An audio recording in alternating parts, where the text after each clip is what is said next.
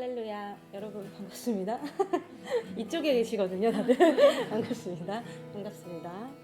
네, 오늘도 이 시간 주님 앞에 모두 모인 여러분들을 진심으로 환영하고요. 정말 당연하게 저희가 예배를 드리는 건데 오늘따라 그냥 날씨도 뭔가 우중충하고 그랬는데 길거리에 주황 색깔 옷 입은 어떤 남자아이가 미친 듯이 춤을 추면서 길을 건너는 거예요. 신나서 편의점에 들어가는데 그 모습을 보면서 저희가 오늘 차에서 되게 귀여워 막 이러거든요. 네, 그래서 사실 그러면서 갑자기 제 마음에 예배 지금 이 자리에 오는 저희들이 그 아이 주황색깔 옷 입었던 그 어린아이처럼 기쁘게 막 이렇게 뛰어왔는지 생각을 해보게 되더라고요. 그래서 참 당연하지만 함께 이렇게 예배 드릴 수 있음의 기쁨을 느끼면서 우리 다 같이 한번 찬양 드리도록 하겠습니다. 박수 치며 찬양하겠습니다.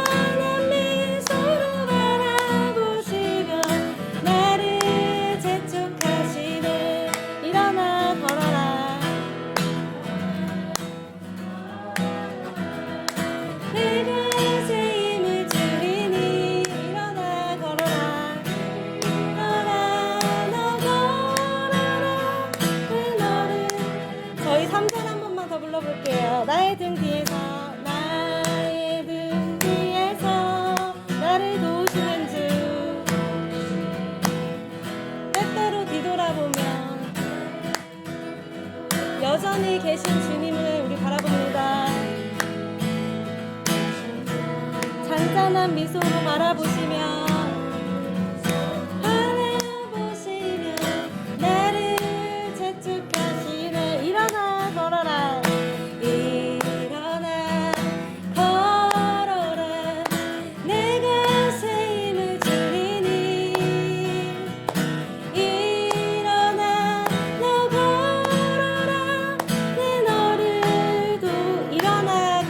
마지막으로 한 번 더 찬양할게요. 일어나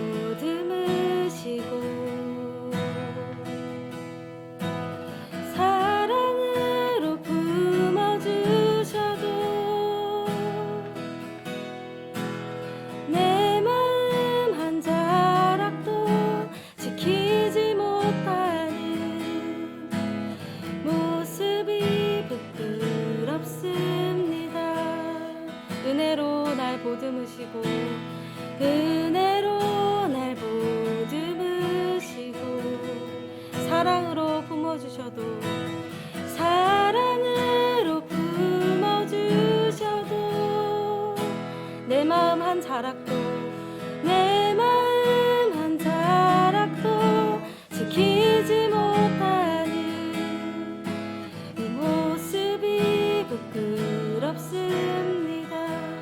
따스한 곁을 내어주신 따스한 곁을 내어주신 주님 앞에 나아갑니다.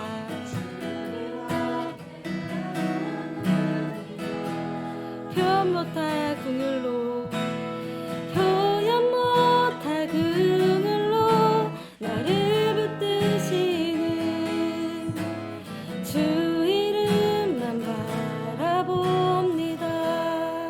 매일 마주한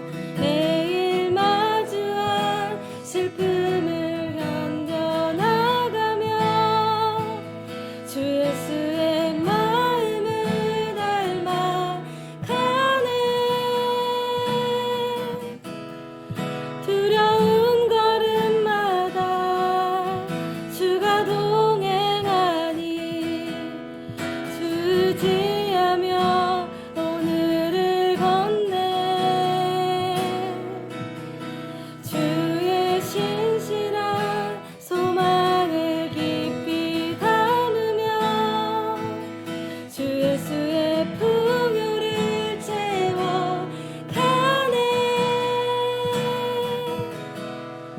하나님의 자녀로 명예 지켜가며 깊어진 삶을 주께 드리네.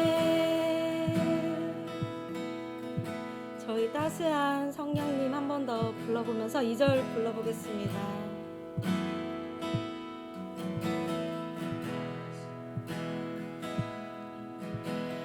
따스한 곁을 내어주신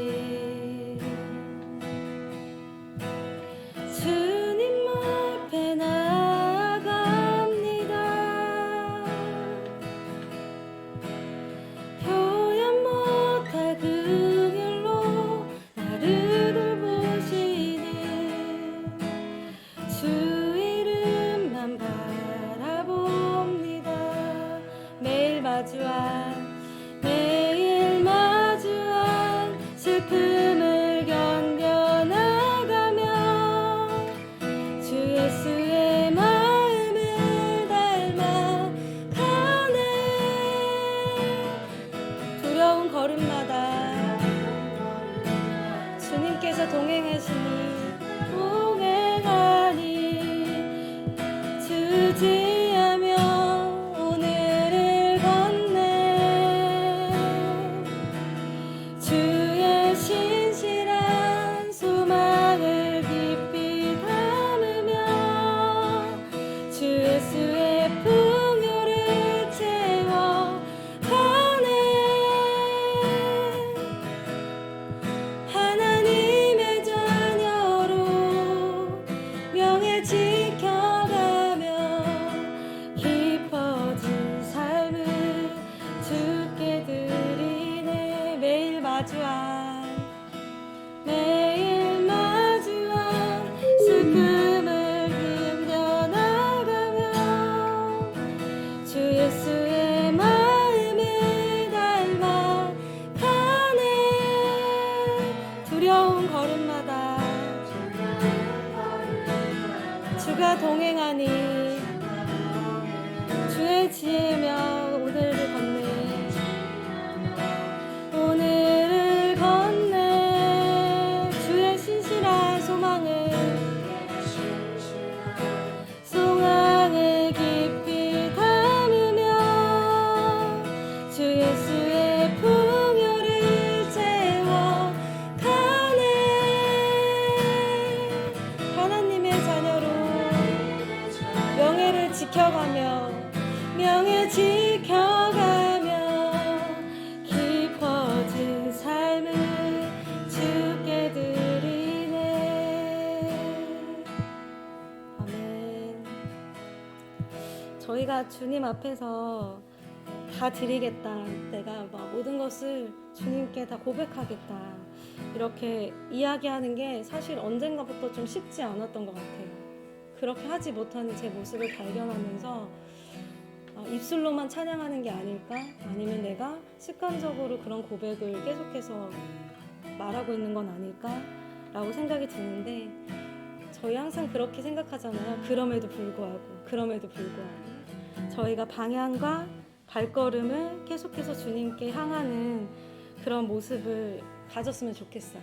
그래서 저는 사실 지금 드리는 이 찬양이 되게 어려운 찬양인데, 그래도 억지로라도 저희가 부르면서 고백하면서 하나님께 드릴 수 있는 저희들이 되기를 소망합니다. 나의 모습 나의 소유 함께 찬양하겠습니다.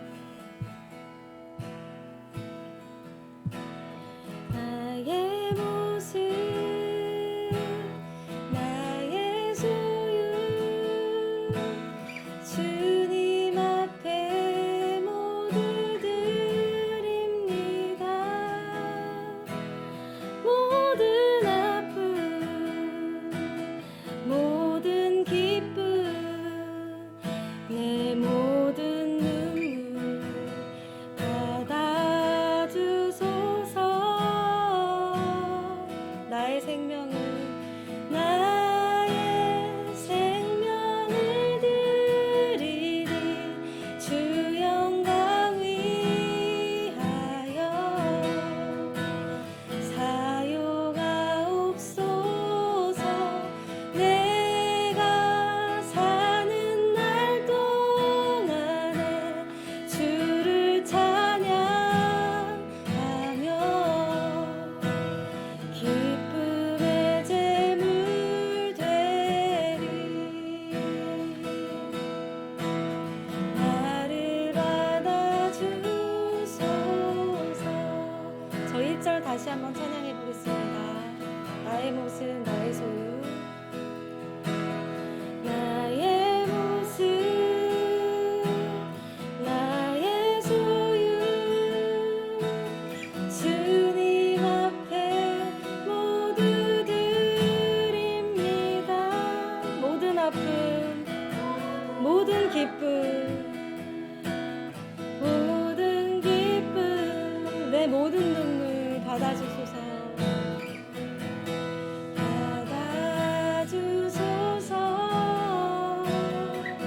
나의 생명을 드리니 주 영광 위하여 사용하옵소서.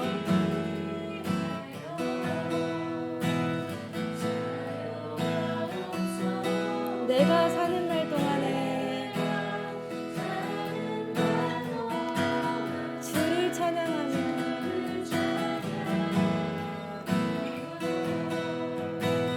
기쁨의 제물 되리. 나를 받아주소서. 나를 받아주소서. 어제 일과 내일 일도 하나님께 모두 드립니다. 어제 일과 내일 일도 꿈과 희망 모두 드립니다. 모든 소망 모든 계획 내 손과 마음 받아주시옵소서. 받아주소서.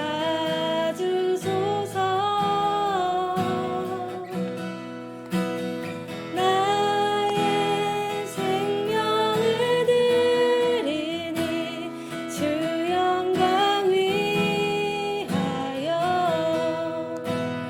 사용하옵소서. 내가 사는 날 동안에 주를 찬양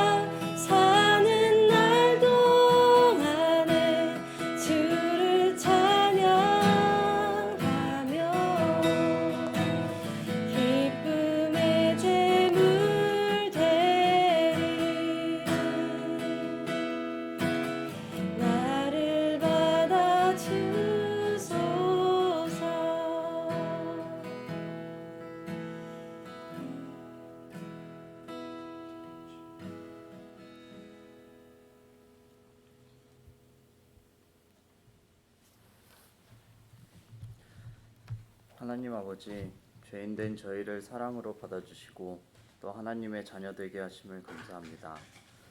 또 오늘 이 자리에 모여서 함께 예배드리고 하나님을 주로 고백할 수 있게 하시니 감사드립니다. 하나님, 온 세계가 코로나로 인해 고통받고 있습니다.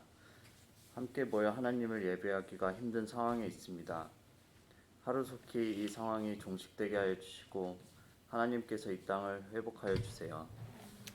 그리고 그때까지 저희가 이 상황 가운데서 하나님께서 저에게 주시는 메시지를 깨닫게 하여 주시고 이를 간직하며 앞으로도 살아갈 수 있도록 도와주세요.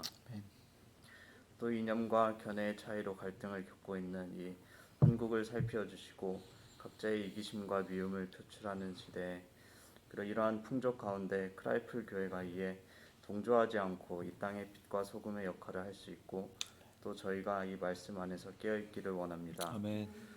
하나님께서 지혜 주사 세상을 향해 외치는 자들이 될 수 있도록 도와주세요. 아멘.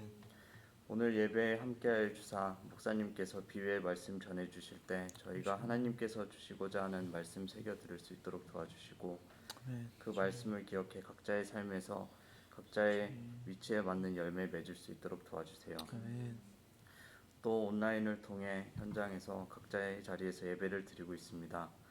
저희가 찬양을 하고 말씀을 듣고 기도할 때 주위의 환경들을 다스려 주사 예배에 방해가 되지 않도록 하여 주시고 저희가 하나님의 말씀에 그리고 각자 예배 드리는 가운데 더욱 집중할 수 있도록 은혜 부어 주세요. 아멘. 감사드리며 예수님 이름으로 기도드렸습니다. 아멘.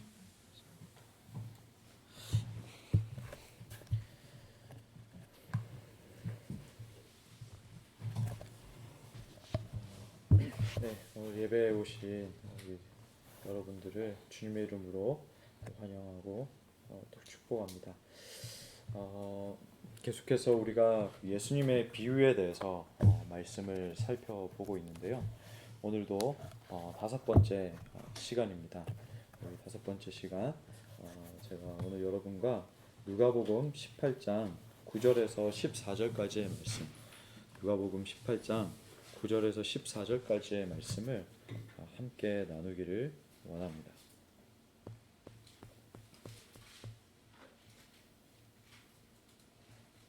누가복음 8장 9절에서 14절까지 말씀입니다. 네, 말씀을 찾으시는 동안 광고를 하나 드리자면 다음 주에는 우리 크라이플 처치는 부활주일에 성찬식을 진행합니다. 그래서 여러분 또 기도하는 마음으로 성찬 다음 주에 있을 성찬을 준비해 주시고 우리는 각자가 텀블러를 들고 오면 되겠습니다. 각자 그 성찬 컵을 텀블러를 그대로 들고 와서 진행을 하면 되겠고요.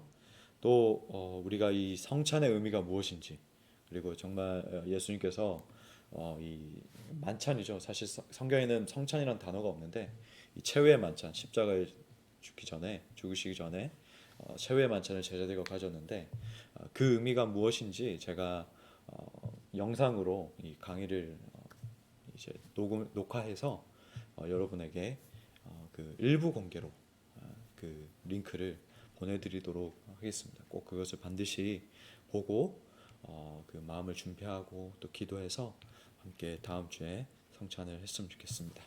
우리 한 절씩 교독하고 마지막 구절은 같이 읽도록 하겠습니다.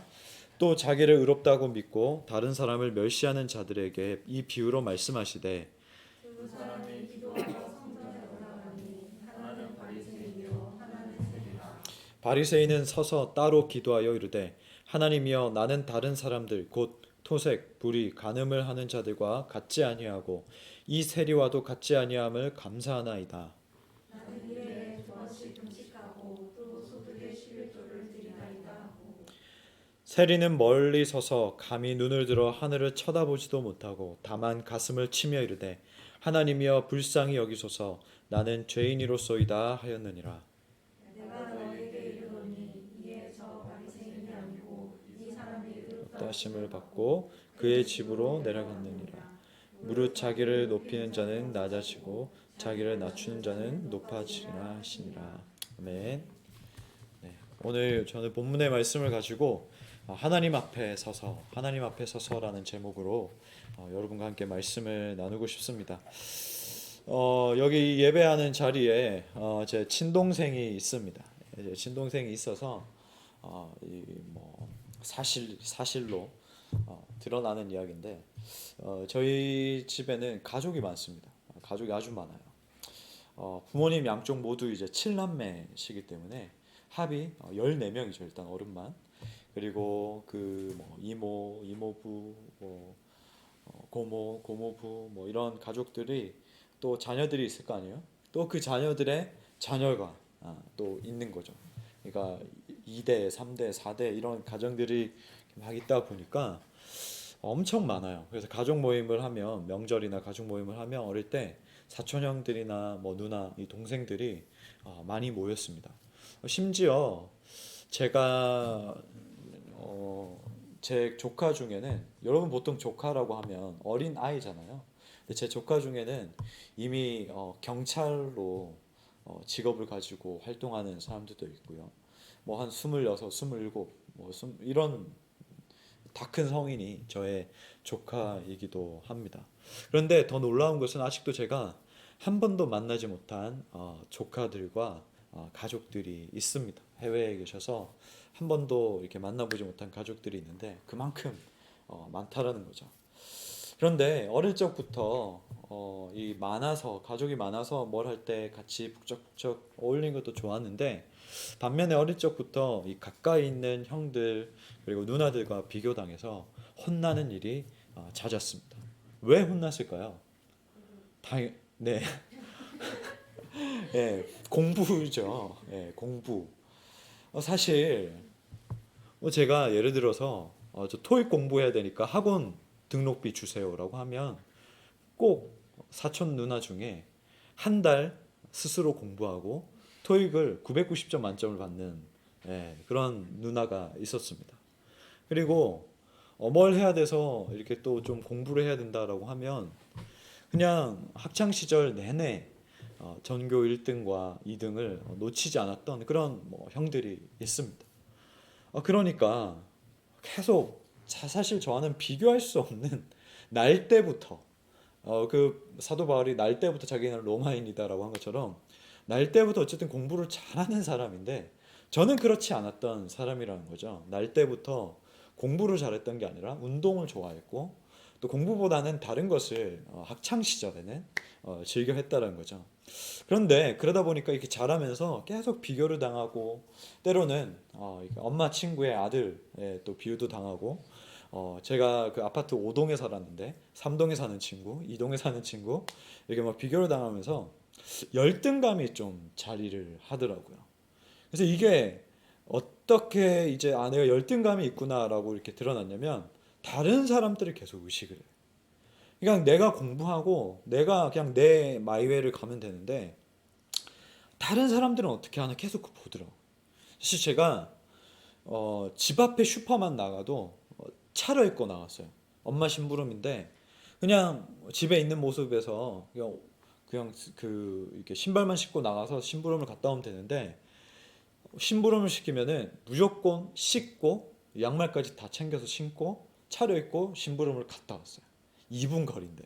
그랬던 이유가, 지금 생각해 보면은 길거리에 있는 다른 사람들이 나를 어떻게 볼까, 나를 좀 못나게 보지 않을까라는 생각이 있었던 것 같아요. 더군다나 제가 학창 시절에 초등학교 때 돼지라고 놀림을 받았었습니다. 돼지라고 놀림을 받아서 항상 땅만 보고 다녔어요. 지금은 이제, 그때는 굉장히 제가 아픈 그 행동인데 땅만 보고 다녔어요. 왜냐면 자신감이 없으니까. 다른 애들과 비교해서 저는 사람들이 돼지라고 애들이 놀리니까 난 돼지구나 라고 생각이 되는 거죠. 그래서 땅만 보고 걸었어요. 혹시나 특히나 여자애들이 저기서부터 걸어온다 이러면은 더 눈을 못 마주치고 더 땅만 보고 이렇게 갔던 것 같아요. 근데 지금 제 동생은 저에게 피그라고 많이 놀립니다. 네. 근데 어쨌든 제가 이렇게 성인이 점점점 되면서 이것이 내가 왜 열등감이 있구나라고 더 확실히 느꼈냐면, 사역자의 길로 걸어가는데 20대 때 이제 사역을 하기 위해서 서울에 왔는데 신학교 다니고 막 이러면서 자꾸 비교하게 되는 거야. 와, 저 사람은 기타도 저렇게 잘 치고 찬양인도도 저렇게 잘하고 저렇게 해서 나랑 나이 차이도 얼마 안 나고 동갑이고 그런데 벌써부터 저렇게 사람들이 많은 곳 앞에서 찬양인도를 하고 안 그래도 제가 이런 생각을 하는데 또 저희 어머니께서는 이렇게 기름을 더 부으시더라고요. 너는 기타를 그렇게 열심히 연습을 하는데도 저렇게 찬양인도를 못하냐. 어머니 듣고 계신가요? 네. 그러니까 더 막 누그러지는 거예요. 그래서 저는 아직까지도 사실 생각을 합니다. 나는 할 줄 아는 게 생각해보면 아무것도 없어. 노래를 잘해, 뭐 악기를 잘해, 뭐 그 신대원 가니까 별의 별 사람들이 다 오더라고요. 뭐 학벌이 좋아, 뭐 공부를 뭐 잘해, 아무것도 도저히 잘하는 게 없는데 그러면서 사실은 많이 이렇게 비교하고 뭐 그랬던 것 같아요. 그런데 사람이 참 악하다라는 게 내가 못난 그 모습 부분이 있음에도 불구하고 또 다른 사람과 비교해서 나보다 더 못한 사람과 비교해서 내가 저 사람보다는 낫지, 내가 저 사람보다는 괜찮은 사역자라고 위안을 받고 있는 모습들이 있더라고요. 여전히 저는 그 마음들과 싸우고 있지만 하나님께서 어쨌든 시간이 이렇게 20대 30대 지나면서 그런 모난 부분들을 계속해서 다듬고 계셔서 지금은 어느 정도 좀 이렇게 자유한 마음들이 있는데 이러한 맥락에서 오늘 본문의 그 예수님은 이 비유를 통해서 오늘 본문의 이 비유를 통해서 누구 앞에 서 있는가 우리에게 물으셔요. 너희가 지금 누구 앞에 서 있느냐라고 물으셔요. 사실 우리가 지난 4주의 시간 동안 예수님께서 어느 한 주제에 대해서 말씀하실 때에 비유를 통해서 말씀하신 것을 우리가 나눴습니다. 베드로가 용서에 대해서 물어봤을 때에 용서받지 못한 종의 비유, 2만 달란트 빚진 그 종의 비유에 대해서 말씀하셨고, 누가 나의 이웃인가, 이웃에 대해서 물어보셨을 때에 선한 사마리아인의 비유를 말씀하셨어요. 그리고 이 바리새인과 서기관들이 예수님이 죄인과 세리와 창기들과 어울리는 것을 보고 그렇게 그 사람들과 식탁 교제를 나눈 것을 보고 막 비난하니까 우리가 알고 있는 탕자의 비유, 그러니까 이 두 아들을 기다리는 아버지의 비유에 대해서 말씀해 주셨어요. 오늘 본문의 시작에 보면 앞서 9절을 보면 또 자기를 의롭다고 믿고 다른 사람을 멸시하는 자들에게 비유로 말씀하시네. 가만히 보면 자기를 의롭다 믿고 우리가 알고 있는 의롭다함을 받음, 의롭다함을 얻음과 이 개념과 본문의 자기를 의롭다고 믿음, 이 두 개념이 충돌되고 있다는 것을 우리는 볼 수가 있습니다. 자기 스스로 믿었다는 것, 자기 스스로 자기가 괜찮은 사람이라고 믿었다는 것은 자기 기준으로 봤을 때 그렇다는 거예요. 여기 기준에는 하나님이 없습니다. 이 말씀엔 하나님이 없어요. 그래서 9절에 보면 자기 기준으로 비교했을 때에 나는 옳은 사람이었고 그렇지 않은 사람은 멸시했다라고 지금 본문은 말하고 있는 거예요. 그러니까 지금 그런 의미에서 본문의 비유는 단순히 기도를 어떻게 해야 되는가, 기도는 어떤 태도로 해야 되는가, 사실 그런 내용도 있긴 하지만 그것이 주가 아니라 지금 예수님께서는 이 자기를 의롭다고 믿고 멸시하는 자들에게 어떻게 하나님 앞에 나아갈 수 있을까, 어떤 자가 하나님 앞에 서 있는 자냐, 하나님 앞에 나아가는 자냐, 그리고 더 확장해서 말하면 지금 예수 그리스도가 이 땅 가운데 오셔서 새롭게 탄생한 이 하나님 나라, 구약에서부터 이 이스라엘 백성들이 고대했던 메시아가 옴으로 인해서 펼쳐지는 이 하나님 나라는 어떠한 자들이 들어가는 곳인가 라는 것에 대해서 예수님은 말씀해 주고 계십니다. 우리 그러한 관점으로 한번 살펴보기 원하는데요. 예수님의 비유에서 두 사람이 등장해요. 10절에 보면 두 사람이 기도하러 성전에 올라가니 하나는 바리새인이요 하나는 세리라. 자, 여러분, 우리가 많이 들었지요. 바리새인은 우리가 참 많이 들었습니다. 이 바리새인은 누굴까요? 이 바리새인은요, 이 종교 그리고 이 정치, 유대 사회의 정교와 이 정치 모든 면에서 힘을 가진 사람이었습니다. 가장 영향력이 있고 아주 단단하게 응집되어 있는 종교 단체의 속한 사람을 바로 바리새인이라고 했어요.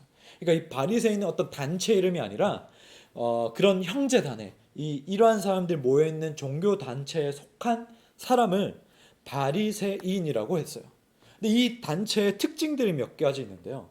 이 단체는요, 목표가 있다. 자신들이 딱 정한 목표가 있으면은 시간이 문제가 되지 않아요.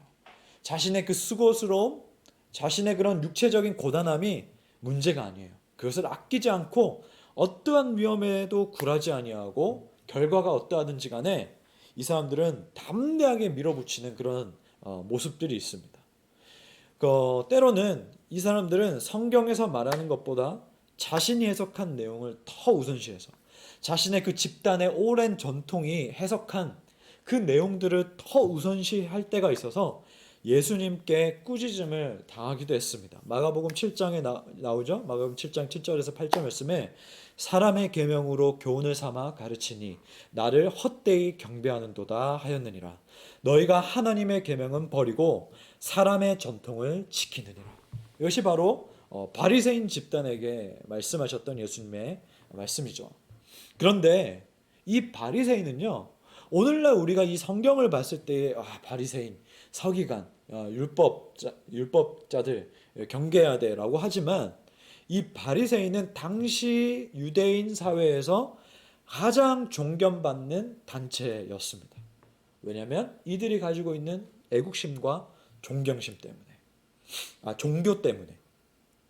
이 이스라엘 역사에서 구약, 우리가 알고 있는 구약이 어디로 끝나죠? 말라기에서 끝나요. 그리고 갑자기 이제 마태복음이 또 시작이 된단 말이죠. 이 말라기와 복음서 사이에 이 중간사가 있어요. 구약과 신약 중간사, 이 한 400년간의 중간사가 있습니다. 근데 이 중간사를 암흑의 시대라고 해요. 그만큼 정말 어두웠던 시대라서 암흑의 시대라고 하는데, 이때에 이 중간사에서 유대인이 정체성을 지키고 이 400년 동안 정체성을 지키고 살아남을 수 있도록 결정적인 역할을 한 단체가 바로 이 바리새인 집단입니다. 이 바리새인이 가지고 있었던 애국심, 그리고 이 종교심으로 끝까지 여러 이방 국가들에서부터 오는 탄압심과 혹은 민족의 어려움을 이 사람들이 똘똘 뭉쳐서 지켜냈다는 거죠. 그래서 이 시간이 흐를수록 이 대중들의 존경심, 지지를 받았던 것이 바로 바리새인 집단입니다. 그런데 이들은 시간이 흐를수록 존경을 받지만 그 존경을 주는 군중들과 자신들을 구분짓기 시작해요. 직업에 따라서, 그 태도에, 그 삶, 이 태도라 말하면 율법에 비춰서 이 사람의 태도가 어떠한지에 따라서, 그리고 이 사람의 옷, 이 바리새인들은 옷을 입는 규정도 다 있었거든요. 이 의복에 따라서, 그리고 이 외모에 따라서 차별을 두고 벽을 계속해서 쌓기 시작합니다. 오늘날에도 현대 이스라엘에 여러분이 가보면은 굉장히 이 율법을 철저하게 지키는 자들이 있음을 보게 됩니다. 사실 이스라엘에 가보면 예수님이 활동하셨던 배경의 나라니까 너무 좋은 교회들이 있지 않을까라는 우리가 착각을 하게 되는데, 여기에도 오늘날 이 현대 유대인들이 철저하게 어쨌든 이 구분지어서 벽을 쌓고 살아가는 모습을 우리는 볼 수가 있습니다. 그렇다면 이러한 바리새인들의 기도는 어땠을까? 한번 보면 아마도 오늘 본문에서 이 바리새인이 지금 기도하러 갔을 때에 이 바리새인은 예루살렘의 이 성전에 갔는데 아마도 이 시간이 오전 9시나 혹은 오후 3시가 됐을 수도 있습니다. 시간이 언제인지 모르겠지만 어쨌든 이 사람들이 정해진 시간에 따라 기도했을 때가 오전 9시 혹은 오후 3시예요. 그래서 이 바리새인들은 길을 걷다가도 정해진 시간이 되면 잠시 멈추고 기도하고 이렇게 반복하면서 기도 생활을 하는데, 오직 이 성전의 안뜰은 제사장들만이 들어갈 수가 있었기 때문에 이 바리새인은 바깥뜰에서 가서 기도를 했을 겁니다.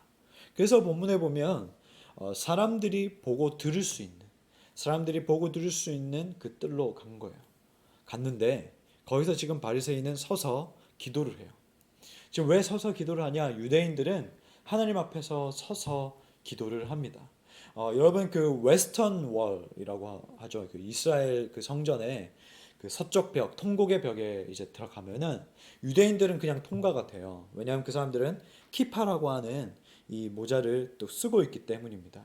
그런데 우리 같이 그들의 기준에서 이방인들이 그 서쪽 벽에 가면은 제지를 해요. 그리고 그 앞에 있는 통에 담겨진 키파를 우리가 반드시 쓰고 가야 됩니다. 어떻게 피조물이 창조주 앞에 정수리를 보일 수 있느냐라고 해서 이 키파를 쓰고 가서 서서 기도합니다. 하느님 앞에 앉아서 기도할 수 없고 서서 기도해야 된다는 그들의 전통이 있기 때문에 서서 기도해요.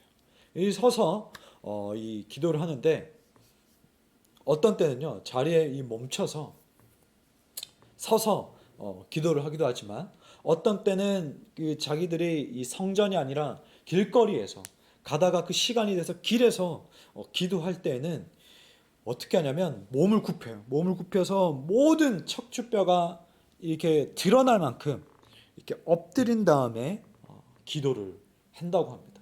그래서 이 바리새인이 기도할 때에 얼마나 이 대중들이 꼼짝도 못하냐면요. 왕이 마침내 만약에 이 바리새인이 이렇게 기도하고 있을 때에 왕이 그 바리새인을 향하여서 인사를 건넸다고 할지라도 이 바리새인은 대응하지 않고 자기 기도 시간에 맞춰서 기도한 뒤에 왕에게 인사를 할 정도입니다. 그리고 혹시나 어떤 벌레들, 어떤 우리가 좀 뭐 뱀 같은 거 이런 것들이 이 바리새인의 다리에 타고 막 이렇게 올라오더라도 그 저작거리에 있던 사람들은 이 바리새인의 몸에 터치를 할 수가 없었어요. 왜냐하면 거룩하게 기도하는 중이기 때문에. 어쨌든 이렇게 철저하게 바리새인은 기도를 했는데 오늘 본문에도 아마 바리새인은 그거에 맞춰서 성전에서 기도를 했을 거란 말이죠. 그러면 이 바리새인이 어떻게 기도했는지 한번 볼까요? 11절과 12절입니다. 바리새인은 서서 따로 기도하여 이르되 하나님이여 나는 다른 사람들 곧 토색 불의 간음을 하는 자들과 같지 아니하고 이 세리와도 같지 아니함을 감사하나이다. 나는 일에 2번씩 금식하고 또 소득의 11조를 드리나이다 하고. 자, 기도의 내용을 살펴보면 이 바리새인은 종교가 요구하는 유대교에서 요구하는 모든 규율을 온 힘을 다해서 지켰음을 우리는 알게 됩니다. 11조를 드렸다고 했는데 이 11조는 헌금한 사람이 이 11조를 내지 않았을까봐 11조를 내지 않았을까봐 자기가 만일에 대비해서 또 소득의 11조를 낸 것을 의미해요. 그러니까 그 정도로 철저하게. 그러니까 만약에 이 A라는 사람이 헌금을 했어요. 근데 이 A라는 사람이 헌금은 했지만 어떤 그 11조를 철저하게 뭐 10,000원 들어오면 1,000원, 또 10만 원 들어오면 10,000원 이렇게 하나하나 떼지 않았을까봐 자기가 이 들어온 돈에 또 11조를 떼서 하나님 앞에 철저히 지켰다라고 그렇게 말을 하는 거예요. 그만큼 뭐냐면 이 바리새인은 하나님 앞에서 자신이 할 수 있는 모든 것들을 어기지 아니하고 철저하게 지켰다라고 말하는 겁니다. 그러니까 이 자신들의 이 선조가 말했던 전통이 말한 이 율법에서 요구하는 모든 것들을 다 지켰다라고요. 그뿐만 아니라 오늘 기도의 내용을 보면 불의한 행동을 하지 않았다고요. 그리고 오늘날 기독교가 이 음란 때문에 참 많은 이 몸살을 앓고 있는데 이 음란도 멀리하는 삶이라고 하니까 사실은 이 기도의 내용만 봐서는 나쁜 사람으로 볼 수가 없어요.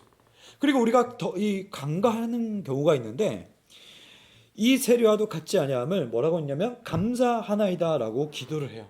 그러니까 이 감사하나이다 누구한테 감사를 해요? 하나님께 감사하고 있죠. 그러니까 이 바리새인의 입장에서는 자기가 불의를 행하고 토색하고 간음하고 또 이 하나님께서 말씀하신 그 모세오경의 그 율법에 따라서 살지 아니하는 그 죄의 길로 빠지지 않고 나를 이렇게 지킬 수 있도록 인도해 주셔서 감사합니다라고 고백하는 내용이라고 우리는 볼 수가 있다는 거죠.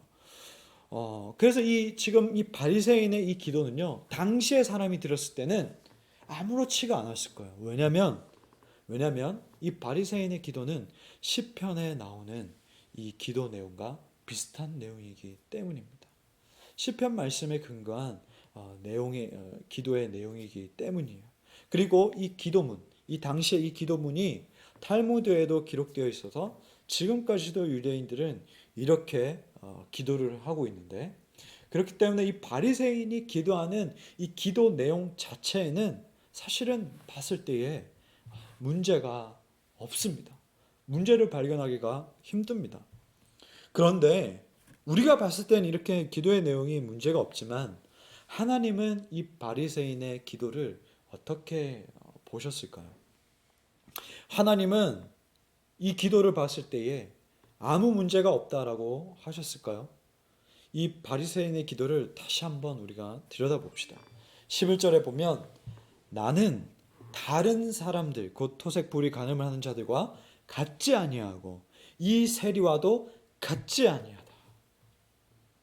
이 바리새인이 이 기도 내용은 문제가 없지만 이 기도 내용의 중심에서 잘못된 것을 보여주고 있는데 이것은 바로 교만이라는 거예요.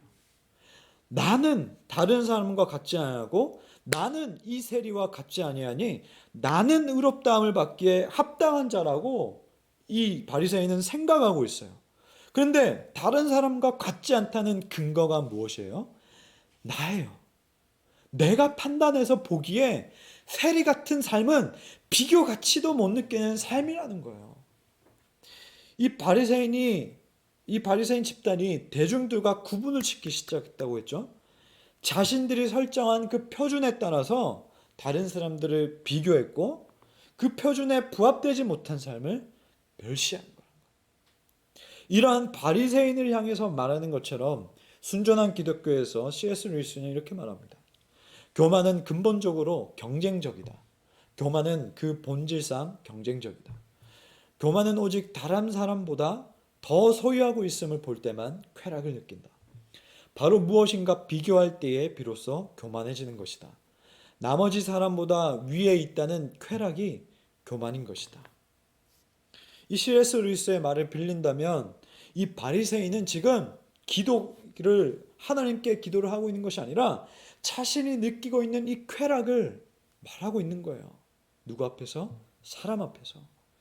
바리새인의 이 중심에는 하나님을 향한 감사의 마음으로부터 출발해서 감사하나이다라고 고백한 것이 아니라 다른 사람과 나의 기준으로 다른 사람과 비교했을 때에 자신의 행위가 더 낫다는 그 즐거움을 가지고 쾌락의 마음을 표현한 것이라는 거예요. 사무엘상 16장에 이런 말씀이 나옵니다. 우리가 너무나도 잘 아는 말씀이에요. 사람은 외모를 보거니와 나 여호와는 중심을 보느니라. 바리새인의 중심에는 무엇으로 가득했습니까? 바리새인의 중심에 그 기도 가운데에 하나님이 있었습니까? 그 중심에는 자기 자신이 있었습니다. 그러다 보니 모든 것의 기준이 하나님이 아니라 자기 자신의 행위였던 거죠. 자기 자신의 행위가 근원이 되어서 그 근본에 따라서 다른 사람들을 보았고 다른 사람들을 판단했다는 거죠. 자기 자신처럼 율법을 지키지 않으면 누구든지 토색하는 자, 불의하는 자, 간음하는 자로 여겼던 겁니다. 제가 이스라엘에 갔을 때 참 웃겼던, 참 재밌었던 장면이 있었어요. 사실 이 유대인들은요, 정통 유대인들은 남쪽에 있습니다. 예루살렘이 남쪽에 있거든요. 왜냐하면 이 성전이 예루살렘에 있기 때문에, 남쪽에 있기 때문에 이곳 근처에 살아요. 북쪽으로 갈수록, 갈릴리로 갈수록 사실은 정통 유대인은 없습니다. 그리고 그 남쪽에서 조금만 올라가면 이 유대인들이 굉장히 경멸하는 사마리아 지역이 있고요. 또 그 위에 가면 갈릴리, 이제 촌이죠, 한마디로 그런 촌 이제 나오는데, 사실 차를 타고 얼마 안 걸려요. 한 3시간 정도면 예루살렘에서 갈릴리까지 3시간도 안 걸리겠다. 2시간 반 정도면은 충분히 갈 수 있는 그런 거리입니다. 근데 안식일이었어요, 그때가. 이제 금요일 해질 저녁부터 토요일 해질 때까지가 유대인들이 철저하게 지키는 안식일이에요. 이 불도 켜지 않아요. 그래서 금요일 이제 해 지기 전에 그때 유대인들은 미리 이것을 센서 등으로 바꿔놔요. 왜냐하면 불 켜는 것도 일하는 것이라고 해서 혹여나 그것을 미처 바꾸지 못했던 유대인들은 이방인들이 지나가기를 진문 앞에서 기다립니다. 뭐 한국인이든 누구든 정통 유대인이 아닌 이방인들이 지나가기를 기다렸다가 마침내 그 이방인들이 지나가면 불러다가 자기 집에 불을 켜달라고 해요. 그 정도로 철저하게 지킨 자들인데, 이 금요일에서 토요일 사이에 그러면은 이제 이 안식일에 따라서 이 사람들을 보내야 되는데, 정통 유대인이 갈릴리에 있는 거예요. 어디에? 유스 호스텔에. 노는 곳에, 그러니까 그 정통 유대인이 있으면 안 되는 곳에 이렇게 있는 거예요. 그래서 제가 성사님한테 여쭤봤죠. 저 사람은 지금 정통 유대인인데 지금 이 갈릴리에 지금 있고 수영하고 있고 지금 먹고 있다. 저게 어떻게 된 일이냐? 이렇게 물어보니까 이제 점점 이 유대인들도 세대가 바뀌어가면서 그렇지 않은 유대인들이 있지만 간혹 이것이 너무 힘들어서 그냥 이렇게 갈릴리로 와서 몰래 와서 노는 사람들이 있다라는 거예요. 얘가 철저하게 뭐 불도 켜지 않을 정도로 엄격하게 이 안식일을 시킨 사람도 있지만, 반대로 자기 놀고 싶고 또 자유하고 싶으니까 이렇게 갈릴리로 와서 시간을 보내는 유대인들이 덜어 있다라는 거예요. 자, 이 유대인이, 본문에 나오는 바리새인이 율법에 따라서, 자신이 했던 행위에 따라서 다른 사람들을 토색하는 자, 불의한 자, 간음하는 자, 그리고 세리 같은 자라고 판단을 했다라고 했어요. 그럼 이 바리새인의 이 마음속에는 단 한 번도 이런 토색하고 불의하고 간음을 행하는 자들과 동일한 죄된 마음이 없었을 거예요. 그리고 이 바리새인은 정말로 단 하나도 어기지 아니하고, 정말 1.1획도 어기지 아니하고 이 모든 것들을 다 지켜냈을 거예요. 아마 이 바리새인은 스스로가 알았을 거예요. 자신이 그러하지 못한 자라는 거. 근데 100번 양보해서 정말로 토색하지도 않았고 불의하지도 않았고 간음하지 않은 삶이라고 칩시다. 그렇다고 해서 이 바리새인은 정말로 이 말씀을 안다면, 정말로 구약의 말씀을 안다면 자기가 하나님의 위치에 서서 다른 사람을 판단할 수 있는 사람이라고 생각을 했을까요? 자기 자신이 하나님의 위치에 서서 다른 사람을 판단할 수 있는 자라고 생각할 수가 있었을까요? 한 유명 연예인이 늦게 하나님을 만난 후에 신앙생활을 하면서 이러한 간증을 했습니다. 제가 매일 성경을 읽고 묵상하는 이유는 성경을 읽지 않으면 내가 상상하는 하나님을 믿기 때문입니다. 이것이 머리를 땡 때리는 말 아닐까요? 제가 매일 성경을 읽고 뒤늦게 신앙생활을 하면서 하나님을 더 알고 싶어서 신학을 하고 또 더 매일마다 성경을 읽는데, 내가 성경을 읽고 묵상하는 이유는 성경을 읽지 않으면 내가 상상하는 하나님을 믿기 때문에 성경을 읽는다라고 간증을 한 적이 있어요. 이 바리새인은 어쩌면 한 번도 불의하지도 않고 간음하지도 않고 토색하지 않았던 그런 행동은 있었을 수도 있지만, 이 바리새인은 진정으로 구약에 나타난 그 하나님의 말씀을 읽지를 못했어요. 그 구약에 나타난 자비로우시고 은혜로우시고 노하기를 더디하시고 사랑과 은혜가 충만한 그 하나님의 모습을 이 바리새인은 보지 못했다라는 거죠. 그러면서 예수님은 이 바리새인을 등장시키면서 그 두 번째 등장인물로 세리를 등장시킵니다. 여러분, 세리는 누굴까요? 이 세리에 대해서 말하기 전에 우리가 반드시 짚고 넘어가야 될 것은, 여러분 오늘 본문의 비유에 우리가 큐티를 하면서 한 번쯤 묵상했을 때 이렇게 묵상했을 거예요. 바리새처럼 살지 말고 세인처럼 이렇게 세리처럼 우리가 이렇게 하나님 앞에 가자, 기도하자라고 세리를 본받자라고 묵상을 했을 수도 있는데, 예수님께서는 이 세리의 기도를 받으셨다라고 오늘 본문에서 마지막에 말씀하셨지만 세리의 삶을 본받아야 한다고 말씀하지 않으셨습니다. 그것이 이 포인트예요. 그러니까 이 바리새인의 삶을 보고도, 이 바리새인의 기도를 보고도 예수님은 별 말씀하시지 않았고, 세리의 이 삶을 보고도 예수님은 긍정적인 말씀을 하지 않으셨어요. 세리는 바리새인이 기도한 내용처럼 토색하는 자, 불의하는 자의 삶이기 때문입니다. 어쩌면 하나님 앞에서 진노와 심판을 받을 수밖에 없는 자, 오히려 하나님의 진노와 심판의 거리가 더 가까운 자가 바로 세리의 삶입니다. 그런데 이 세리는요, 오늘 예수님께서 비유해서 말씀하시기를 자신의 처지와 모습을 알았던 것인지 이렇게 기도합니다. 13절, 세리는 멀리 서서 감히 눈을 들어 하늘을 쳐다보지도 못하고 다만 그 가슴을 치며 이르되 하나님이여 불쌍히 여기소서 나는 죄인이로소이다. 이 세리가 지금 하나님 앞에 자비와 용서를 구하는 기도를 합니다. 그리고 예수님은 오늘 비유에서 이 세리의 기도를 들으셨고 이 세리가 의롭다함을 받은 자다라고 말씀을 하십니다. 이 세리는 감히 하나님 앞에서 고개를 들 수 없는 죄인이지만 그리고 하나님 앞에서뿐만 아니라 사람 앞에서도 고개를 들 수가 없습니다. 얼마 전 한일전, 지금 생각만 해도 지금 제가 피부가 지금 거꾸로 섰는데 우리는 한일전은 축구 경기 이상의 의미입니다. 한국과 일본이 스포츠를 한다. 그럼 가위가위보도 져서는 안 돼요. 이 축구하기 전에 앞뒤 이렇게 동전하잖아요. 그것도 져서는 안 돼요. 우리가 주체가 돼서 골대를 정해야 되고 골을 먼저 찰지 골대를 할지 우리가 정해야 돼요. 그 정도로 중요한 한일전에 우리가 3대0으로 그 스포츠도 졌고 매너도 진 경기가 있었죠.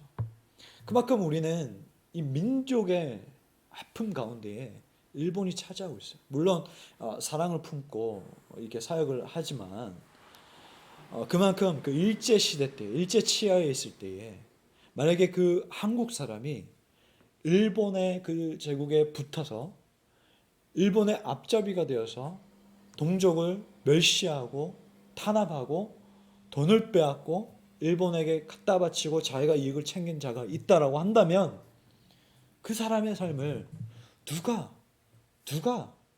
제대로 봐줬을까요? 아무도 봐준 사람이 없었겠죠. 그렇기 때문에 이 세리는 하나님 앞에 뿐만 아니라 어쩌면 우리가 생각하기에 하나님 앞에 아니라 사람 앞에 더 큰 죄인이라고 우리는 생각을 할 수가 있습니다. 그런데 이 세리는 하나님은 자신의 죄를 용서할 수 있는 자비와 은혜가 충만한 분임을 알고 신뢰하며 나아왔다라고 합니다. 이 세리가 생각하기에 바리새인의 그 율법의 기준으로는 나는 멸시받을 수밖에 없는 자이지만 하나님은 그 모든 것을 초월하여서 용서해 줄 수 있는 분이라고 생각하고 여기고 나왔다라고 예수님은 말을 해요. 그런데 아마도 이 비유를 듣고 있는 사람들은 큰 충격을 받았을 겁니다. 왜냐하면 당시 세리는 유대 사회에서 제가 말씀드렸던 것처럼 사람 취급을 못 받는 존재이기 때문이죠. 민족의 반역자이고 로마의 기득권에 붙어서 이익을 챙기는 사람이기 때문이죠. 그런데 어떻게 이 세리의 기도를 받을 수가 있느냐라는 거죠. 그런데 예수님은 의롭다함을 얻은 것은 너희가 생각하기에 어떤 인간 집단이 만든 기준을 근거로 되는 것이 아니라 전적인 하나님의 은혜로 말미암아 의롭다함을 얻을 수 있다라고 군중들을 향해서 선포하셨습니다. 자기를 의롭다라고 스스로 여기는 자들 앞에서 그리고 하나님의 은혜 없이는 긍휼 없이는 살 수 없는 그 무리들 앞에서 하나님 나라는 너희가 생각하는 그 기준에 따라서 들어오는 것이 아니라 전적인 하나님의 은혜로 말미암아 하나님의 나라로 들어올 수 있는 것이야. 이것이 바로 하나님의 나라고 이것을 위하여서 예수님 자신은 이 땅에 왔노라고 지금 군중들을 향해서 말씀해 주시는 거예요. 그렇다면 예수님이 이 비유를 통해서 오늘날 우리에게도 어떠한 도전을 주시는지 저는 두 가지를 살펴보고자 합니다. 먼저 예수님께서 이 하나님 나라에 대해서 말씀하시면서 우리에게 도전을 주시는 첫 번째, 하나님 앞에 서라는 거예요. 자, 11절과 13절을 보면 11절 바리새인은 서서 따로 기도하며 13절에도 세리는 멀리 서서 기도를 합니다. 그런데 가만히 보면 두 사람 다 같이 서서 기도를 하는데 두 사람 모두 같은 시간에 같은 곳에 있었어요. 그런데 차이가 있어요.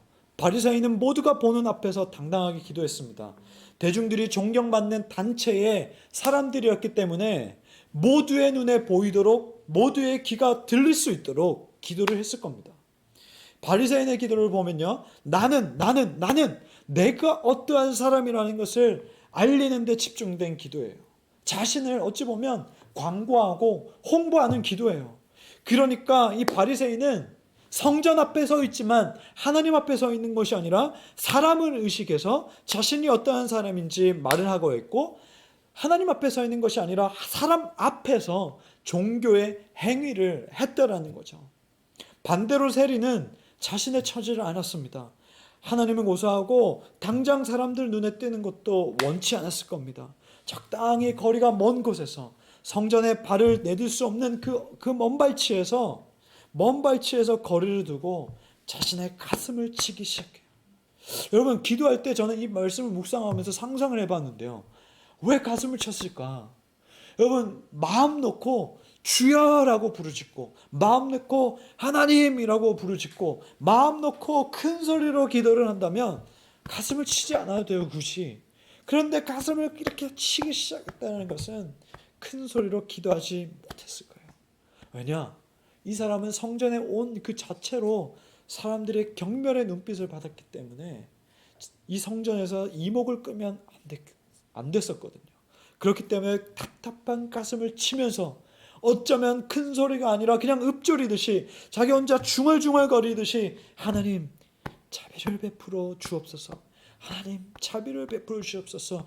하나님을 쳐다보는 것도 그렇게 자신의 양심상 하지 못해서 두 눈을 감고 땅바닥을 쳐다보면서 어쩌면 가슴을 치면서 하나님 이 죄인을 용서하여 주시옵소서라고 기도했을지 모릅니다. 오늘 한글 성경에 사실 나는 죄인이로소이다 라고 되어 있지만, 이 헬라어 원문에는 하나님이여 죄인인 나를 불쌍히 여겨 주소서라고 기도했어요. 그러니까 이 세리는 나는이 아니라 하나님 앞에서, 오직 이 세리의 이 기도에는 하나님 앞에서 자신을 내어놓는 모습을 우리가 볼 수 있습니다. 하나님이여 죄인인 나를 불쌍히 여기소서.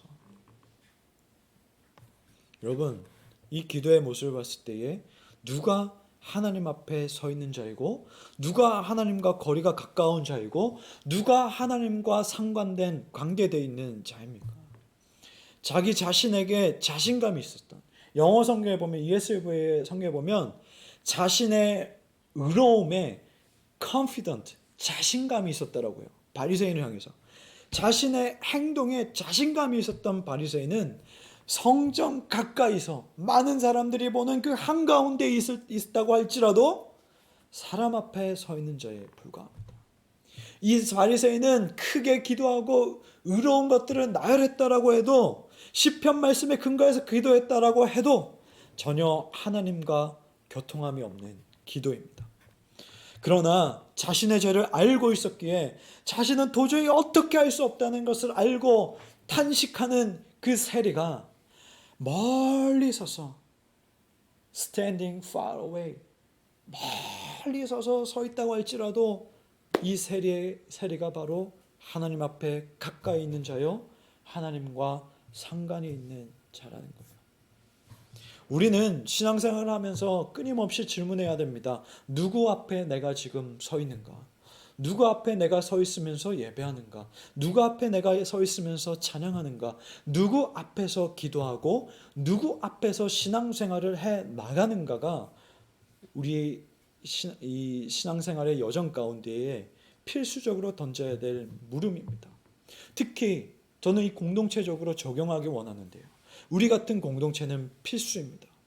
예배할 때, 찬양할 때, 심지어 말씀을 전하는 저도 누구 앞에서 하는가? 깊은 점검이 필요합니다. 왜냐하면 우리를 향하여서 이제 앞으로 시간이 6개월, 1년, 2년, 3년이 흐를수록 우리 앞에 놓여지는 질문들이, 이러한 질문들이 있을 수 있습니다. 개척을 그렇게 호기롭게 하더니 몇 명이야? 겨우 몇 명밖에 안 돼? 겨우 예산이 그것밖에 안 돼? 아직도 3년이라는 시간이 흘렀는데 2년이라는 시간이 흘렀는데 아직도 예배할 수 있는 예배 초소가 없어? 이러한 말들이 우리를 향하여서 도전이 될 수도 있고 이러한 말들이 우리를 흔들 수도 있습니다. 그런데 이러한 말들이 우리를 때로는 흔들리게 할지라도 우리가 그것을 이뤘다고 해서 자신감을 얻는 것이 아니라 우리가 그것 좀 얻었다고 해서 그것 좀 사람들 보기에 그 수치에 좀 달성했다라고 해서 자신감을 얻어서 우리는 또 하나님 앞에 당당할 수 있는 존재가 아니라 우리는 오직 하나님 앞에서 하나님 보시기에 내가 의롭다함을 받을 수 있는 자인가? 그 물음 앞에서 당당할 때에 우리는 하나님 앞에서 자신감을 얻을 수 있는 자라는 것을 꼭 기억하시길 바랍니다. 그리고 두 번째로 예수님께서는 이 본문을 통해서 우리에게 이렇게 말씀하십니다. 하나님 앞에서 측정받으라. 하나님 앞에서 측정받으라고요. 13절 말씀에 보면 하나님이여 불쌍히 여기소서 나는 죄인으로소이다. 하나님이여 나를 불쌍히 여기소서 죄인입니다. 이렇게 본문에 되어 있는데 우리는 하나님 앞에서 선행과 선함은 성립될 수가 없습니다. 그러니까 즉 하나님을 빼고서는 예수 그리스도를 빼고서는 우리 그 자체로는 선행과 이 선함이 나올 수가 없다라는 거예요. 하나님께 인정받는 그 선행 공로가 되려면은 세 가지를 충족시켜야 되는데 누구에게도 신세지지 않아야 되고 어떤 누구도 이의를 제기할 수 없을 정도로 완벽해야 되고 그리고 무한함 멈추지 않고 무한함으로 일해야 되는 이 조건이 있는데 인간은요 인간 자체가 남의 힘을 빌리지 않을 수가 없습니다. 그리고 인간 자체가 완벽함 완전함을 추구할 수도 없습니다. 아 그래요 내가 자수성가했다고 쳐요. 예, 자기가 계획하고 기획했을 때에 완벽하다고 쳐요. 그런데 이 세 번째 무한할 수가 없어요. 우리 스스로를 들여다보면 이 연약함과 이 불완전함이라는 이 폭탄이 언제 어떻게 튀어날지 모르는 그런 우리입니다. 우리는 감정에 따라서 때로는 자기가 받은 이 상처에 따라서 그 같은 그 어느 것으로부터 쉽게 영향을 받을 수 있는 존재이기 때문에 무한함으로 선행과 그리고 이 선함이 나올 수가 없습니다. 때로는 우리는 이렇게 착각합니다. 선함을 받을 수 있는 그냥 내가 기브를 주면 테이크가 올 수 있는 사람에게 베풀었다고 해서 선함을 베풀었다고 해서 내가 선함을 계속 베풀 수 있는 존재가 아닌가라고 생각할 수도 있습니다. 그러나 하나님께서 말씀하시는 지금 예수님께서 말씀하시는 그 선함 그 공로의 그 기준은 우리가 무한정 줬다고 할지라도 도저히 돌아오는 것이 없을 만한 사람들 여기에 노숙자가 될 수도 있고 여기에는 계속해서 우리의 그 감정을 갉아먹는 사람이 될 수가 있고요. 어쨌든 그러한 대상들이라는 거예요. 그런 대상들에게도 무한함으로 베풀 수 있는가라고 우리는 물어봤을 때에 우리의 몸의 피곤함 때문에 혹은 우리의 그 감정 때문에 우리의 그런 컨디션 때문에 혹은 우리가 가지고 있는 물질적인 그런 한계 때문에 무한함으로 선행하고 그 공로를 베풀 수 없는 자라는 것을 우리는 깨달을 수가 있습니다. 어쨌든 특히 그렇기 때문에 지금 이 예수님께서는 구원에 관하여는 더더욱이 사람이 만들어낸 어떠한 기준, 어떠한 표준은 완벽할 수 없다는 것은 성경을 말하고 있어요. 사람 자체가 이런 유한함을 가지고 있고 사람 자체가 한계성을 가지고 있는데 이 사람이 만들어낸 어떤 기준과 표준으로는 이 구원이라는 것, 이 구원의 이 신비라는 것을 감당할 수도 없고 이 그 기존을 충족시킨다고 해서 이 구원을 충족시킬 수가 없다라는 거예요. 그렇기 때문에 예수님은 하나님 앞에서 측정받는 길을 열어뒀습니다. 즉 저는 이 말씀을 묵상하면서 이 인간의 불완전함, 인간의 그런 이 연약함을 하나님께서 은혜롭게 평가해 주시는 하나님 나라를 소개했다는. 다시 하면 말하면 뭐냐면요, 예수님은요 지금 이 인간이 실패할 수밖에 없고 넘어질 수밖에 없고 엉망진창일 수밖에 없는 이 인간인데, 이 인간에게 불완전한 이 삶을 하나님께서 은혜롭게 평가해 주시는 것, 은혜롭게 평가해 주시는 그 하나님 나라를 이 땅 가운데에 소개해 주시고 열어놓으셨다는 거죠. 너무나도 은혜가 되지 않습니까? 아마도 예수님께서는 이 말씀을 하실 때에, 이 비유 말씀, 이 마지막 부분을 말씀하실 때에 심장 박동이 급격하게 올라가지 않았을까, 저는 이렇게 상상해 봅니다. 스캇 맥나이트라는 학자가 자신의 저서 원 라이프라는 책에서 이렇게 말했는데요, 예수님에게 하나님 나라라는 말은 이 세상을 향한 하나님의 꿈이 실현됨을 의미했다라고 말해요. 지금 이 말이 뭐냐? 지금까지 우리가 이 비유를 통해 상상해 본 하나님 나라는 어떻습니까? 하나님은 마음으로 나오는 자를 불쌍히 여겨 주시고 긍휼히 여겨 주시되 유한하지 아니하고 무한으로 베푸시는 분이라고 우리는 배웠습니다. 이미 예수 그리스도로 말미암아 이 땅에 임한 그 하나님 나라는 그 나라 안에 망명하는 자들에게, 망명하기를 원하는 자들에게, 그 사람들이 어떠한 자들이든 어떠한 형태이든 간에 은혜롭게 평가하는, 즉 의롭다함을 주시는 왕이 기다리고 있다는 것이죠. 그런데 이 나라는 우리가 상상 속에서 있는 그저 유토피아적인 나라라는 것이 아니라, 이 세상에 존재하지 않는 허구의 이야기가 아니라 실제로 이 땅 가운데에 임하였고, 하나님께서는 여전히 자신 앞에 나와서 측정받기를 간구하는 자들을 무한한 자비와 은혜로 지금도 기다리고 계시다라는 겁니다. 가끔 우리가 인생을 살다가 오늘도 이 순간에도 지금 이렇게 예배하고 예배 후에 기도하고 또 즐겁게 또 교제하고 돌아가는 그 발걸음 가운데에도, 이 또 월요일부터 시작되는 그 하루부터 엉망진창 살아간다고 할지라도 계속해서 하나님께 돌아와서 측정받는 사람을 하나님 나라는 귀하게 여기시고, 바로 그 나라가 하나님 나라라는 것을 예수님께서 말씀하고 계시다는 겁니다. 혹 우리의 생각에 아무리 하나님이라도 이제는 저의 무너진 모습에 분노하시지 않을까요? 제 생각엔 하나님도 이 모습은 참지 않을 것 같습니다. 이의를 제기하는 사람들이 있을 수 있습니다. 왜냐하면 이 땅에서는 기브 앤 테이크이기 때문입니다. 그런데 그것은 사람의 생각이고요, 우리의 기준에서 그러하고요, 하나님 앞에서의 측정은 우리의 표준과는 다르다는 겁니다. 예수님께서 이 비유의 클라이맥스로 선포하신 하나님이여 불쌍히 여기소서, 이 말씀을 저와 여러분이 잊지 않기를 간절히 바랍니다.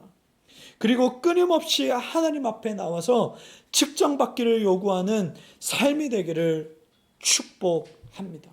왜냐하면 예수님께서는 이 비유를 통하여서 아직까지는 그래 너도 와도 괜찮아, 그래 너도 와도 괜찮아, 그래 너의 그 삶도 내가 받아들일 수 있어 라고 지금도 두 팔 벌려서 우리를 환영하고 맞이하고 계시기 때문입니다. 말씀을 마무리하겠습니다. 이제 예수님이 예루살렘에 입성하신 오늘 이 종려주일을 시작으로 우리 월요일부터 또 금요일까지 고난주간을 보내고 또 다음 주일을 부활주일로 보냅니다.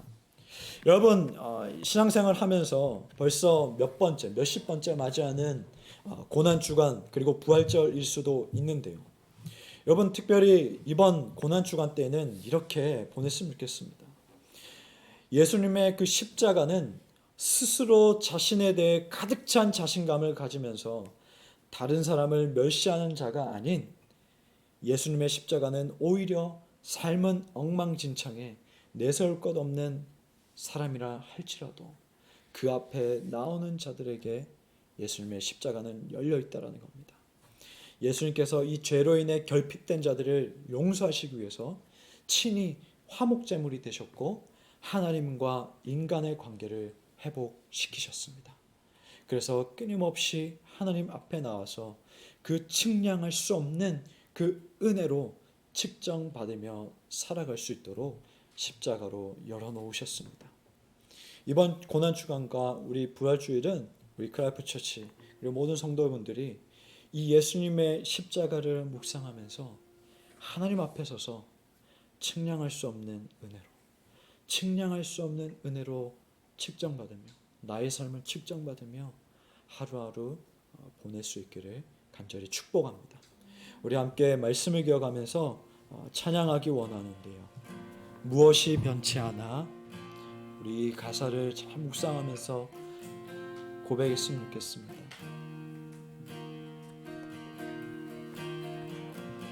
무엇이 변치 않아.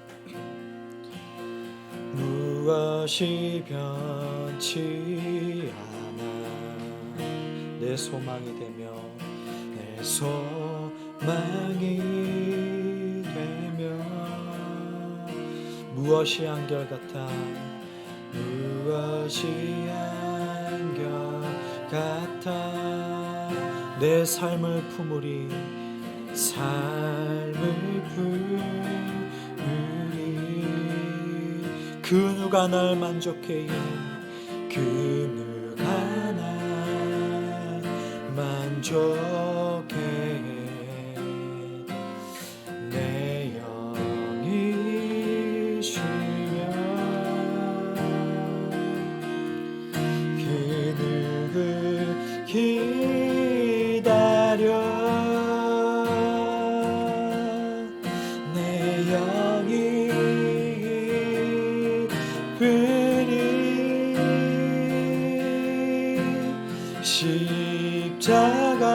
십자가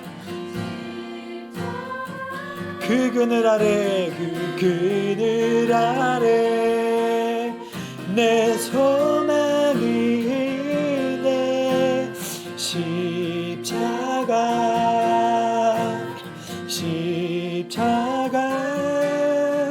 그 그늘 아래 내 생명이. 우리 처음부터 고백합시다.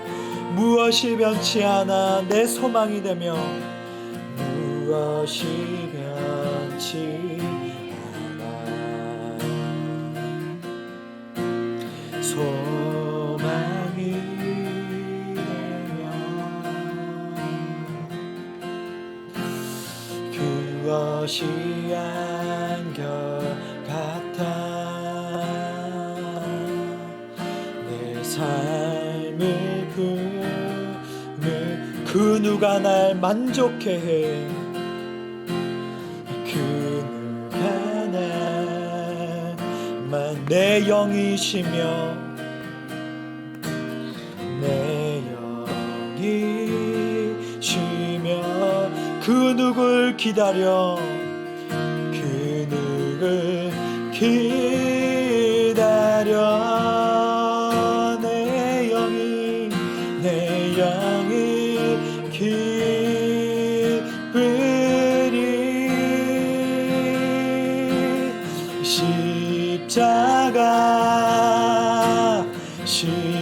십자가 그 그늘 아래 내 소망이 내 십자가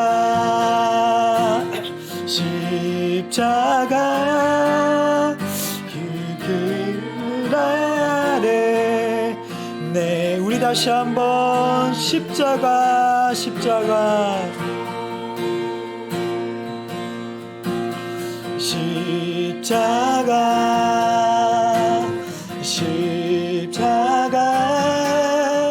그 그늘 아래 내 소망이 내 십자가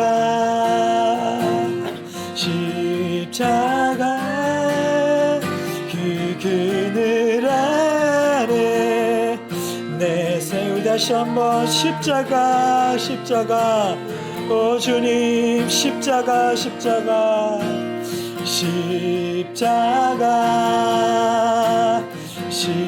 십자가 그 그늘 아래 내 소망이 있네.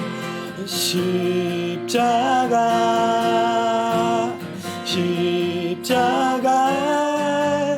그 그늘 아래 내 생명이 주의 인자가 생명보다 나음으로 주의 인자가 생명보다 나음으로 내 입술이 여호와를 찬양하리. 내 평생에 주를 찬양하며 주의 이름으로 내 손 들리라. 주의 이름으로 내 손. 우리 다시 한번 찬양합니다. 주의 인자가 생명보다 나음으로 내 입술이 여호와를 찬양하리. 내 평생에 주를 찬양하며 주의 이름으로 내 손 들리라. 주의 이름으로 내 손 들리라.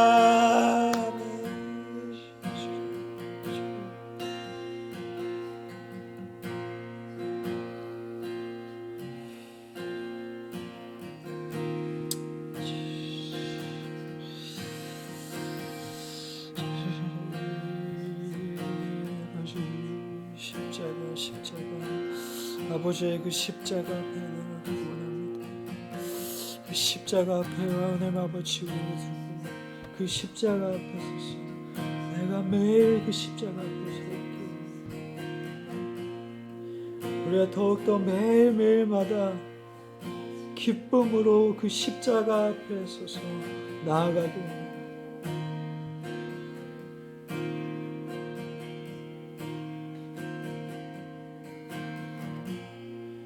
주님의 그 보혈의 피로써 우리 가운데 덮어 주시옵소서. 하나님, 말씀을 전한 자나 말씀을 듣는 자나 하나님의 은혜가 필요한 자들이고 우리 모두는 하나님의 은혜 없이는 살아갈 수가 없고 오직 주의 보혈로 살아갈 수 있습니다. 주님, 출애굽한 이스라엘 백성들이 오직 그 유월절 가운데에 그 피를 문 앞에 발랐을 때에 죽음이 건너뛰었던 것처럼 오직 우리 또한 예수 그리스도의 그 십자가가 우리의 삶을 이누쳤을 때에만이 주님 아버지 우리는 하느님 앞에서 진노를 받는 백성이 아니라 하나님의 긍휼과 은혜를 받는 백성인 줄로 믿습니다. 영원한 그 생명의 문으로 들어갈 줄로 믿습니다. 주님.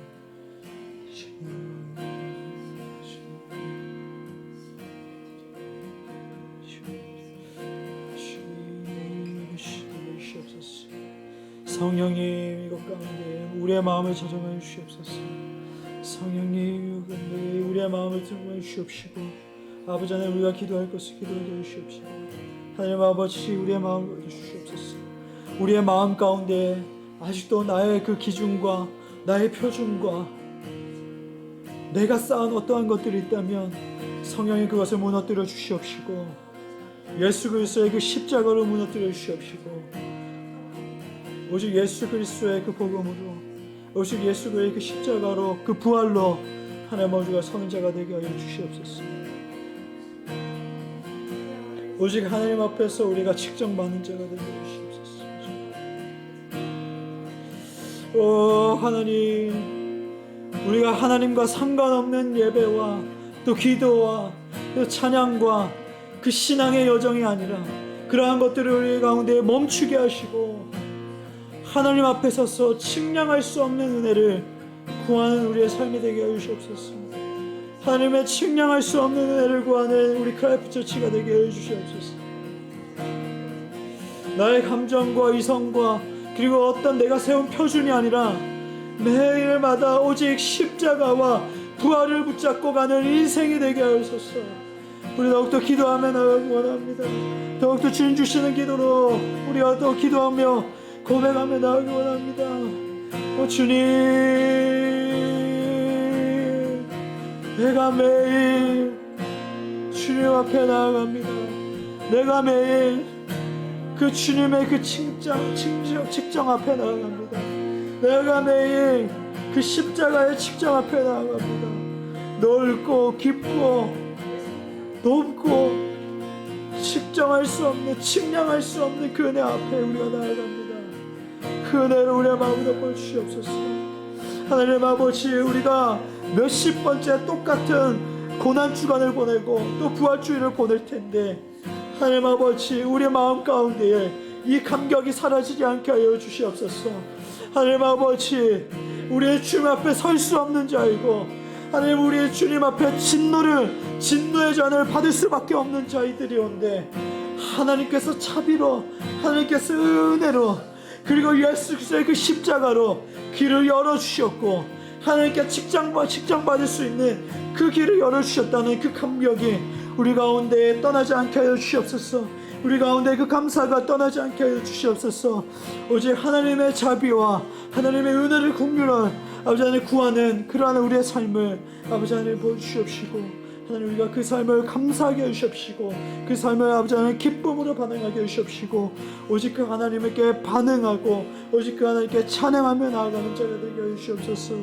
아버지 하나님, 그 어떤 것도 나를 만족해 할 수 없습니다.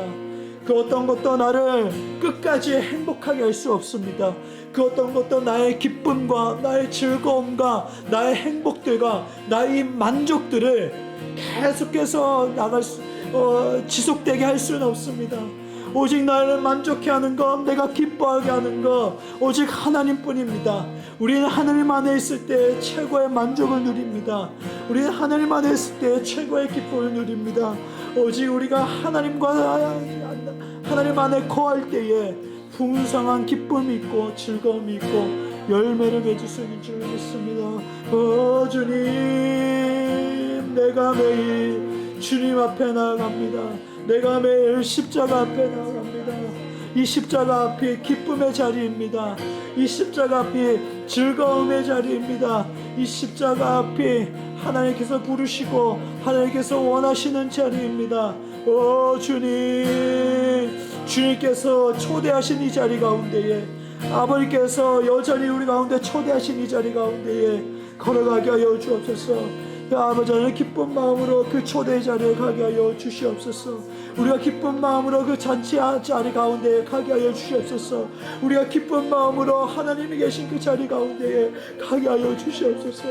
하나님 아버지, 우리의 마음은 여전히 죄 가운데 있습니다. 아버지 하나님, 우리는 이 바리새인과 이 세리의 삶에 양면성을 가지고 있습니다. 여전히 우리는 바리새인도 됐다가, 여전히 우리는 세리의 삶도 됐다가, 아버지 하나님 이렇게 나아갑니다. 하나님, 우리가 구하러 나왔을 때에 하나님 아버지, 이 세리가 얻어간 것처럼 우리가 기대했던 것보다, 우리가 간구했던 것보다 더 갑절로 얻어가게 하여 주시옵소서. 우리의 인생 가운데에 우리가 구하는 자비와 우리가 구하는 은혜와 우리가 구하는 그 사랑과 우리가 구할 수 있는 그 모든 것보다 더 갑절로 하나님께 얻어가는 이 세리의 삶이 되게 하여 주시옵소서. 아버지 하나님, 주님,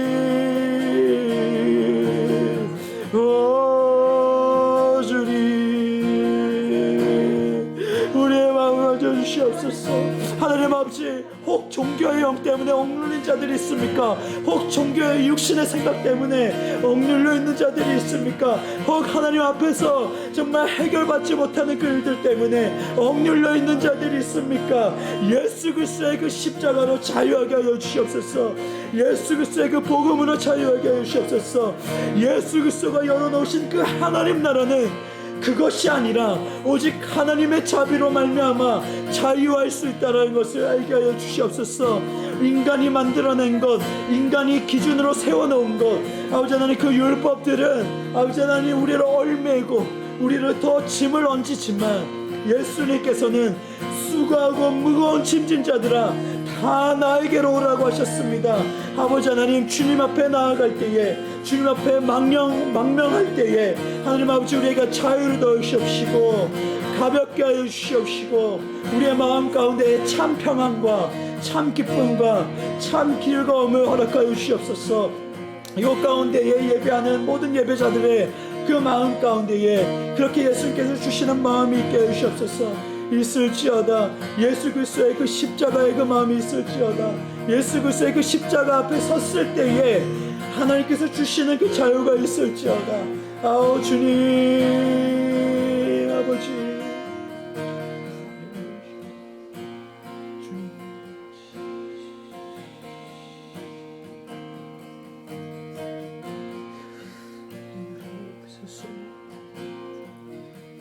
하나님의 자비하심을 설 수 있습니다. 하나님의 자비함으로 말미암아 설 수 있습니다.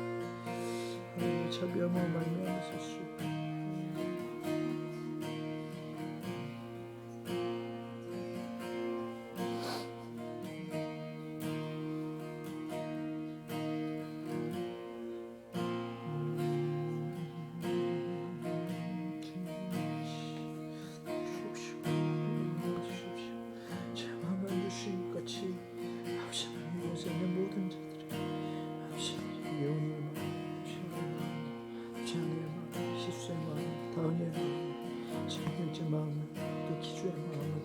어려워 만져 주시옵시고 온라인으로 예배하는 모든 자들의 마음 가운데 아버지께서 어려워 만져 주시옵시고 밝히 비춰주시옵시고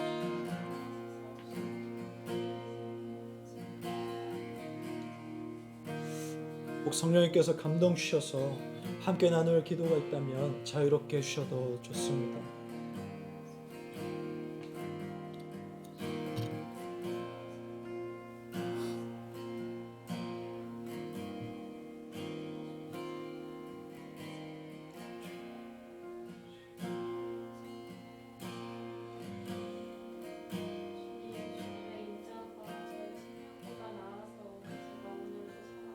아멘.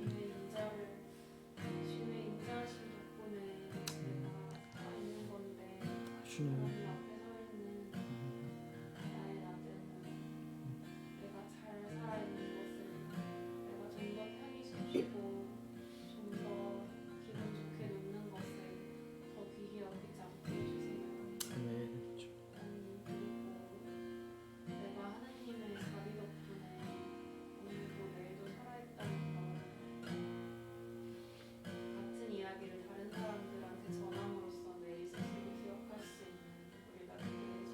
아멘.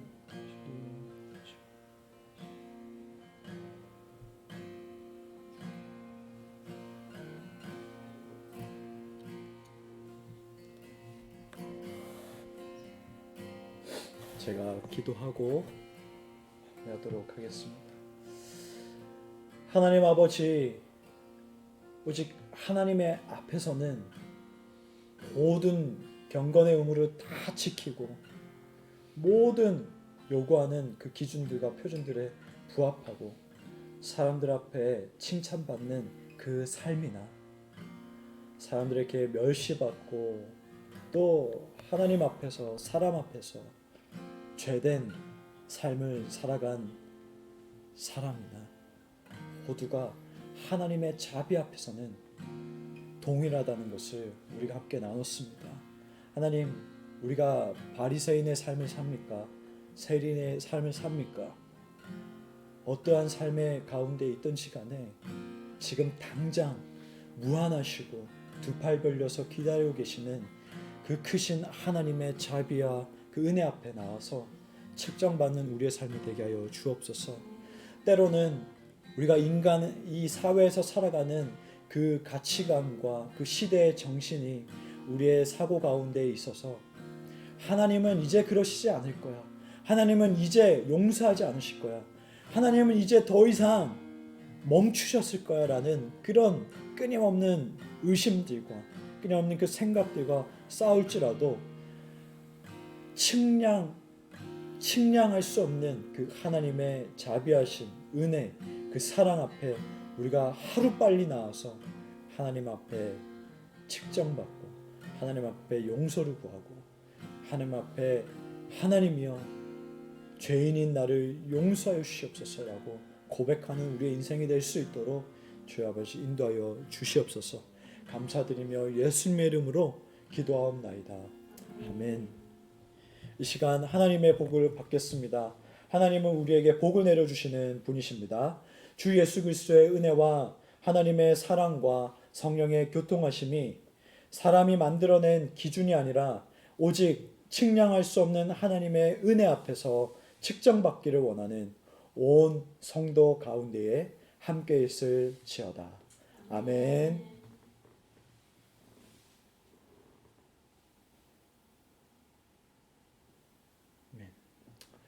네. 오늘 예배는 이렇게 끝났습니다. 우리도 한 주간 동안 하나님의 사랑과 또 자비와 은혜 안에서 살아가시다가 또 다음 또 부활주일 때 뵙도록 하겠습니다. 감사합니다.